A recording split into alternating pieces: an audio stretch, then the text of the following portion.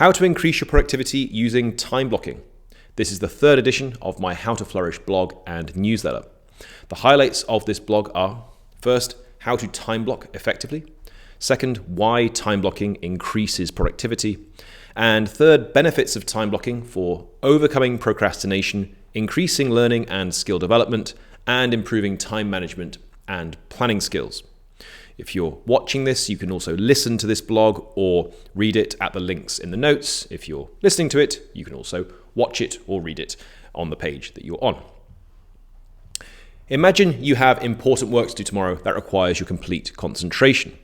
You've cleared most of your morning of other commitments, so you can devote a couple of hours to this, say from 10 a.m. till midday. You have a vague idea of what you need to do. It might be to complete your business plan, draft chapter 3 of your book, or prepare the slide deck for a presentation you're giving this afternoon. You've done tasks like this before, so you have a pretty clear idea of the process you should follow to get it done efficiently. To ensure focus during this time, you've turned your phone off and blocked incoming email. And if you don't already do this, try Boomerang. You can get it for Gmail and Outlook. You've also blocked all social media and other distracting websites. You might use an app like Self-Control for Mac, and there's links to those two apps just mentioned in the blog. You had a reasonably productive session, but you didn't complete the task, and now you need to continue working through your lunch break to get it done in time for this afternoon. You complete the task shortly before 1 p.m, grab a quick snack, and head into a packed afternoon of meetings, in one of which you have to present the work you did that morning. How could the process I've just described be improved? You cleared your schedule to focus on the task. You'd slept well and felt energized and focused that morning. You knew what you had to do, and you'd done this kind of task before. You had a clear goal for the session. You avoided distractions and even used distraction blocking apps to help you. It sounds like an optimal process, yet the work still took almost 50% longer than you estimated. And this is often because of a common form of cognitive bias called the planning fallacy, which I'll discuss later. Many of us have been in similar situations. It's extremely frustrating when it seems you did everything you could to optimize a process, yet didn't achieve the desired result. Fortunately, there's a highly effective way to significantly improve this process I've just described and our productivity in general, thanks to the excellent work of Newport. It's called time blocking. What is time blocking? Time blocking is a productivity method where you plan every minute of your working day. Newport put forward this method in 2013 and developed it in his 2016 book, Deep Work: Rules for Focused Success in a Distracted World. He developed it further in 2020 in the Time Block Planner. Now, time blocking doesn't require you to plan every single minute. Time blocking an hour of work doesn't mean you have to create 60 individual notes for each minute of the hour. But it does mean that you account for every minute of your day when you plan your schedule, rather than just planning which tasks you'll do without assigning time constraints to them. Now imagine that the goal for your 2-hour morning work session is to write the first draft of a short media article, say a 1,000-word op-ed, which you'll redraft and finish the following day. You're clear on your overall goal: write draft of article. You sit down to work. Okay, now what? There are many places you could begin, some of which aren't obviously any better than some others, and their effectiveness will be relative to the writer's ways of working. Some writers would start by planning out the article in clear detail, others by brainstorming everything they already know about the topic, and others would just dive in and write a rough draft based on their current knowledge, and once that's complete, figure out what remains to be done. Now, each of these approaches could be planned out and broken down into a set of time-bound goals, so the steps involved in completing the task in the most efficient way are mapped out ahead of time in sequence. The first step in time blocking is to take the overall goal, in this case, write draft of article, and then break it down into a set of smaller ordered goals. Imagine you map out this process the day before your 2-hour morning work session. Breaking that goal I've just described down into such a set might look like this. Step 1, list the article requirements. Step 2, brainstorm initial ideas for article based on current knowledge. Step 3, use the ideas in that second step, the brainstorming, to map out a tentative 3-part structure for the article. Step 4, use the structure you've just mapped out in step 3 to map out an additional 3-part substructure for the main body of the op-ed. Step 5, check whether you need to do any additional research to complete the article, and if so, list out what this is likely to be. Step 6, draft the introduction. Step 7, draft the conclusion. Step 8, plan tomorrow morning's completion session of the article. Okay, so that morning's 2-hour session now has a much clearer structure than it had with only that single overall goal. You now know exactly what you should do during the session ahead of time, the sequence of steps is clear, and you've thought about how you'll proceed through the sequence ahead of starting. But this process is not yet time blocked. To time block it, we need to assign an estimated amount of time to each of those steps. So going back to that 8-step process I just described, you could time block that sequence over 2 hours as follows. Step 1, list the article requirements, 5 minutes. Step 2, brainstorm initial ideas to the article based on current knowledge, 30 minutes. Step 3, use the ideas from the brainstorming in step 2 to map out a tentative 3-part structure for the op-ed, 10 minutes. Step 4, use the structure you mapped out in step 3 to map out an additional 3-part substructure for the main body of the op-ed, 10 minutes. Step 5, check whether you need to do any additional research to complete the article, and if so, what this is likely to be, 10 minutes. Step 6, draft introduction, 25 minutes. Step 7, draft conclusion, 25 minutes. And step 8, plan tomorrow's completion session, 5 minutes. Now, how long should you estimate for each block when you time block? Rule of thumb, be ambitious but realistic. It should be possible to complete the task in the time you estimate, but only by working at your optimal level of efficiency and focus. Think of time-blocked work like sitting an exam over those 2 hours in which you'll need to work at your maximum level of performance to answer all the questions in time. This is one of the ways that time blocking can generate, to quote Cal Newport, a massive amount of productivity. Now, if it helps, you could also go a step further and create sub-steps for longer blocks of time, so the process is even clearer for that block. And as we'll see later in this blog, there are benefits for this, benefits of this for overcoming procrastination. Now, that 8-step process I described, in that the longest step was the second one, brainstorming, to which 30 minutes were allocated. You could, if it helps, subdivide that 30-minute block as follows. Step 2A, brainstorm key ideas for the article's theme based on current research, 10 minutes. Step 2B, rank those ideas for the article's theme using the requirements you'd identified in the first step, where you outline the requirements of the article, as criteria for the ranking you've selected, 10 minutes. And step 2C, pick the top ranked idea you've identified as the theme to focus on in the op-ed, and bullet point key areas to cover in that theme, again, 10 minutes. Now, the process I've just described is extremely granular. It's very fine-grained. I want to clarify that you need not go into this level of granularity. I'm just describing this in case you need to go this far, particularly if you're trying to overcome procrastination. Cal Newport describes his process of time blocking as much less granular than this, and I've included links in the article to the work of Cal Newport on time blocking, and also an image that he shared in 2013 of his process of time blocking, where you see these handwritten notes he's got, which are much less granular than this. And he developed this idea. He's an absolutely brilliant productivity guru, so listen to his guidance on this. But I'm just describing to you here a way that you can make this more fine-grained and more detailed if necessary for certain tasks. But how do we know kind of a rule of thumb as to what level of planning we should do? Well, I would recommend just planning your time blocking to a level of detail where it's clear, A, what you should be doing each minute throughout the whole process of whatever task you're doing, and B, how long it should take to complete each step in the total allotted time, with you working at maximum capacity. All right, so how long does it take to plan a time-blocked day? Planning your day to the minute might seem like an unnecessarily detailed level of planning, which will take you so long that you won't save time overall. But it doesn't take long. Cal Newport writes that it takes him, quote, 10 to 20 minutes every evening, end quote, to plan his time-blocked schedule for the next working day. I schedule 30 minutes at the end of every day for planning my next working day, using time blocking and wrapping up the current working day. Now, you could make planning much more efficient using ChatGPT or another AI tool such as Motion. A close friend of mine, who's a musician I've played many gigs with, recently showed me how he uses ChatGPT 4.0 to plan his entire daily schedule, including time blocking parts of his day for music practice. And this was really impressive. So I've added some details on this to the blog because this is a method I'm now trying. My friends really inspired me to do this. It's amazing what he does here.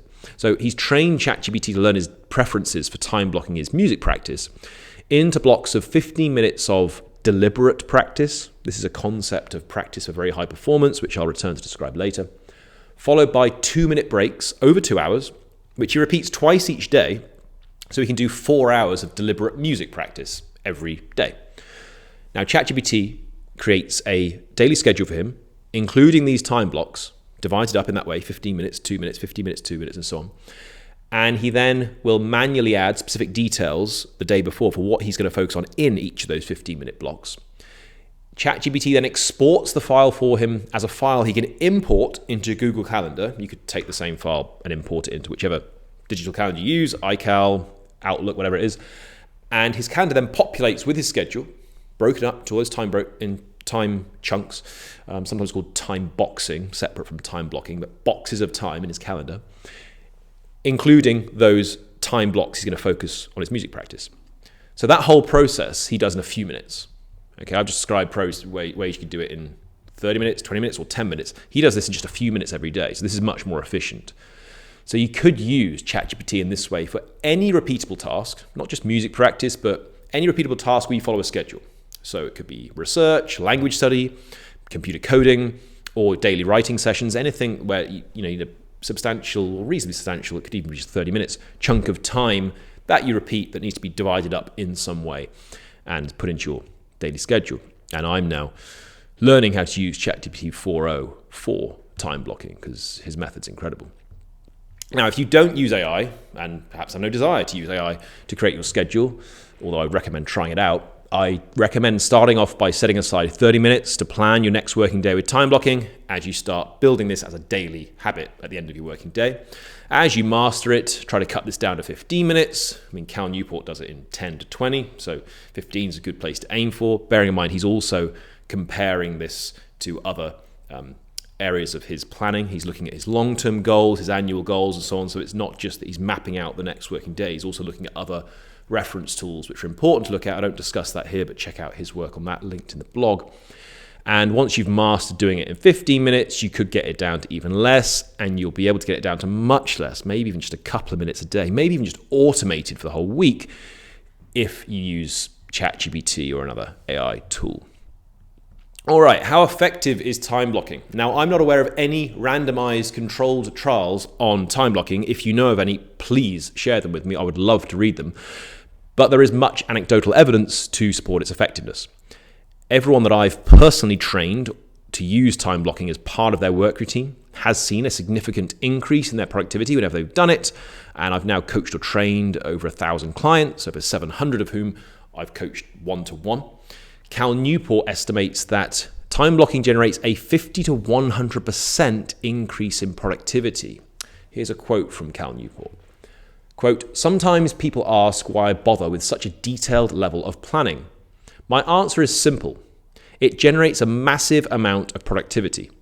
A 40-hour time-blocked work week, I estimate, produces the same amount of output as a 60-plus hour work week pursued without structure."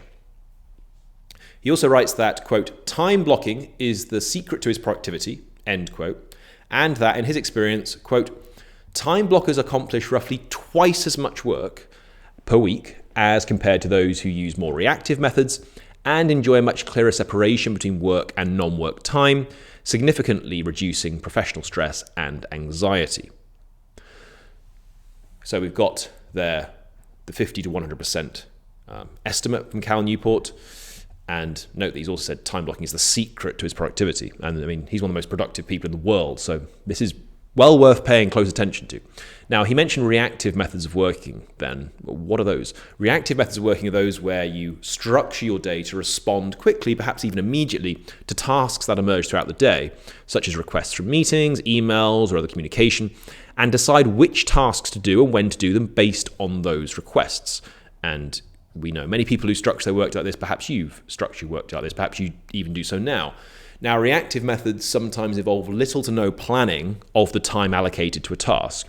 So a person might sit down to work and the first thing they do is open their email inbox. Many people do this. Respond to new emails and complete the associated tasks in those emails, and then only do the things on their list for the day once the tasks in their new emails have been completed.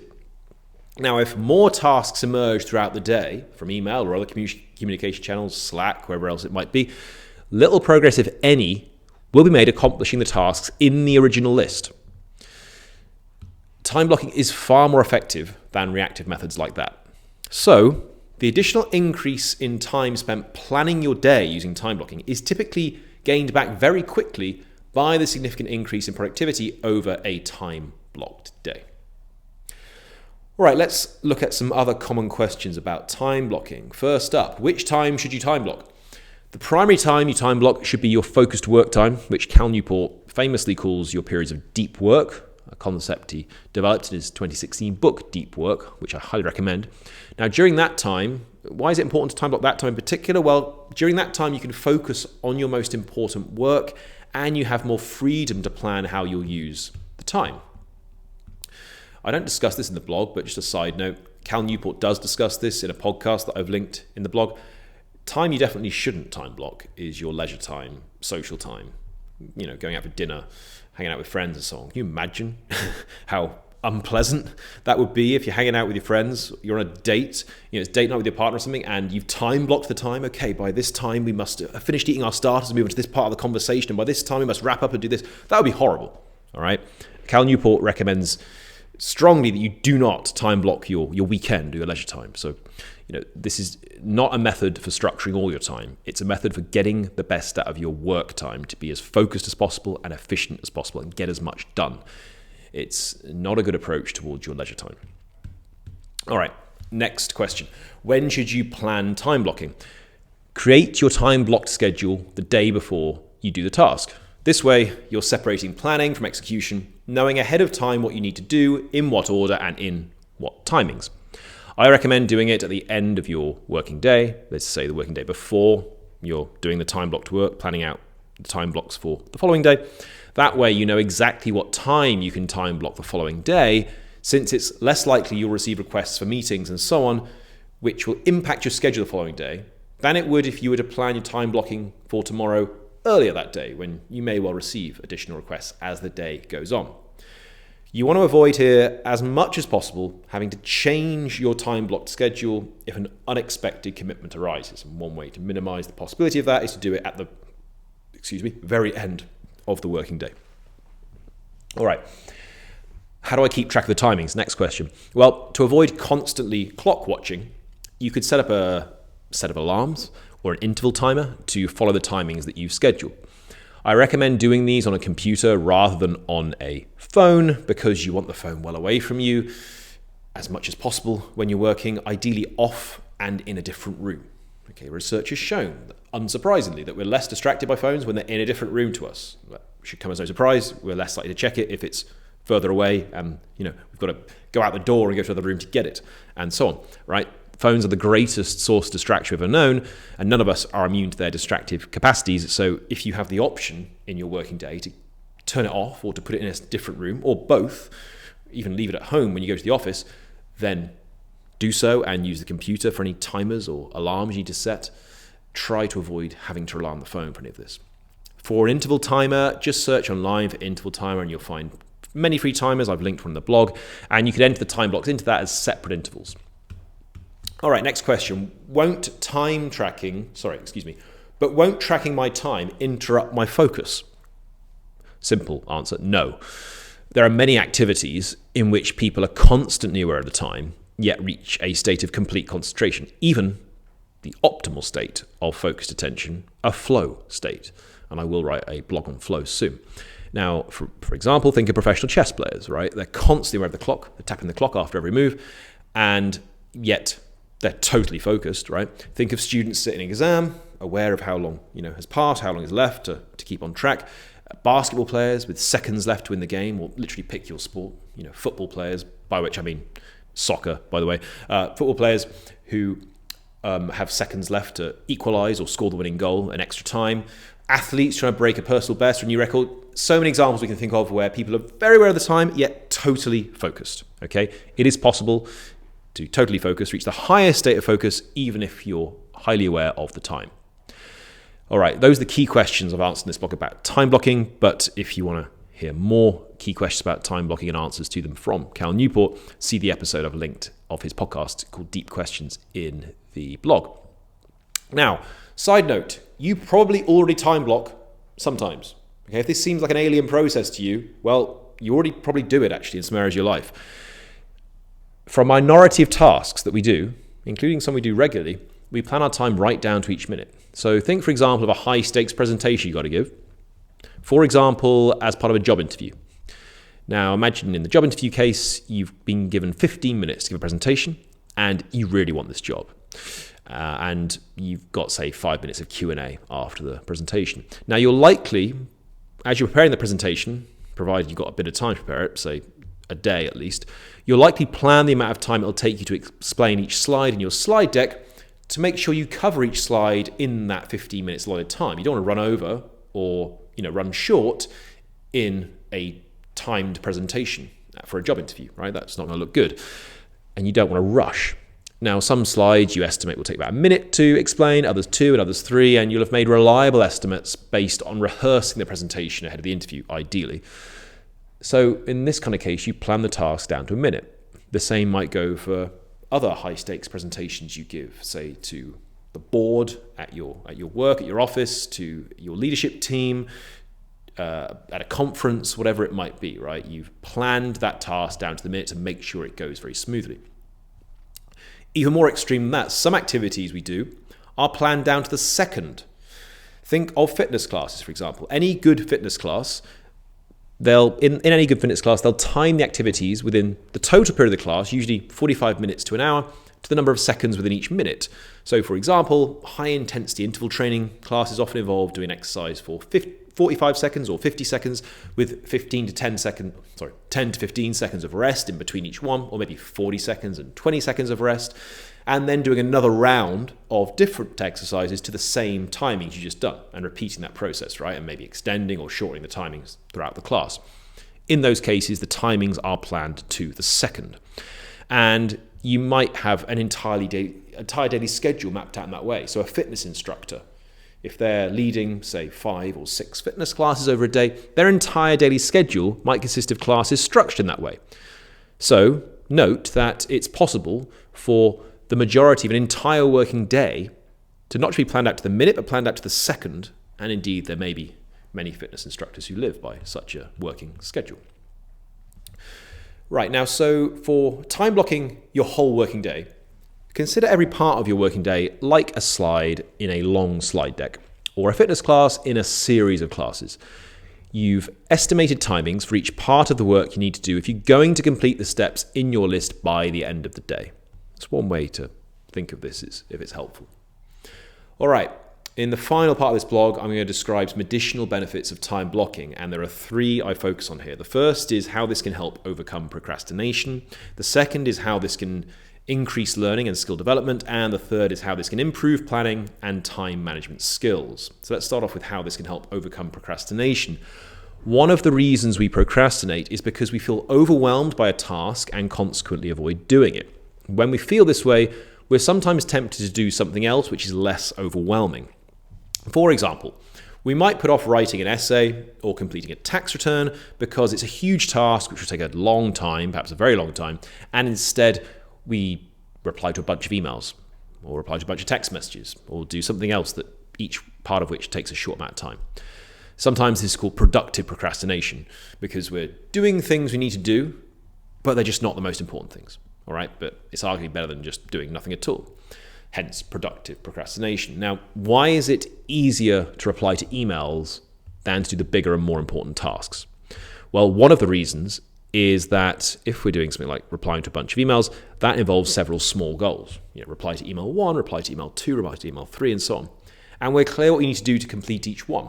Okay, it's not a difficult process, at least for most emails we have. Now, one way to overcome procrastination is to take the form of the bigger task and make it more like the form of tasks into smaller goals. Okay, so change the form of the task, such as replying to emails. So change that big, overwhelming task into a form more like the less overwhelming task. Now, this can be done by breaking down a larger task into a set of smaller ones, each with its own shorter deadline. In behavioral psychology, this process is called shaping.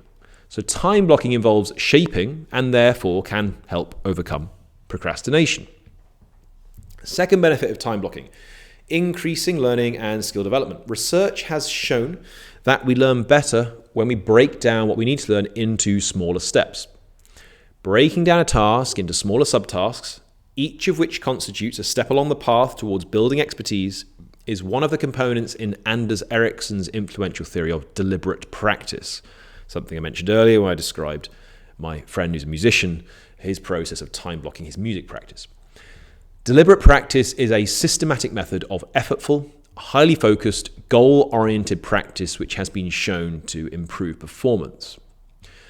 Now, learning material in small steps with practice after each step is also one of Barak Rosenshine's influential principles of instruction, which he first published in 2010. These principles were based on research from three areas. First, cognitive science, particularly research on how the brain acquires and uses new information. Second, studies in which learning strategies were taught to students. And third, observations of master teachers. These are teachers whose students made the greatest gains in achievement tests, at least as of publication of these principles in 2010. And I've included a link on the principles in another blog I've written on those principles. The process through which our minds divide information into smaller pieces is called chunking in cognitive psychology. The smaller chunks of information are easier to retain in our working memory.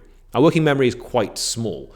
We can only process a small amount of information in it at once, and each item in our working memory contributes to what's called our cognitive load. This is the information processing or cognitive effort required to perform a task. And if your cognitive load becomes too high, you restrict your capacity to process more information or learn anything new. So those are reasons for why time blocking has benefits for increasing learning and skill development. The final benefit I want to describe is how this can improve your planning and time management skills. Now, we often underestimate how long it will take us to complete a task, despite knowing that it's often taken us longer to complete similar tasks in the past. This is a common form of cognitive bias known as the planning fallacy. Now, research has identified several reasons why this happens. One is that when we focus on a task, we tend to ignore our previous experience of how long it's taken us to do similar tasks. Another reason is that we often overestimate our efficiency, which is related to another form of cognitive bias called optimism bias. And another common form of cognitive bias can also exacerbate the planning fallacy called the Dunning-Kruger effect. This is our tendency to overestimate our skill and underestimate our lack of skill in some area. In the case of planning, the skill we might overestimate is our efficiency, how quickly we can complete a particular task. And I've linked an explanation I give of the Dunning-Kruger effect in the blog, connected with a concept called metacognition, which is explained as well on my social media channels. Now, time blocking helps us counteract the planning fallacy and the negative impact of these other cognitive biases on our time management and planning skills. This is because we have to make realistic time predictions for how we'll complete tasks based on structured time-bound steps.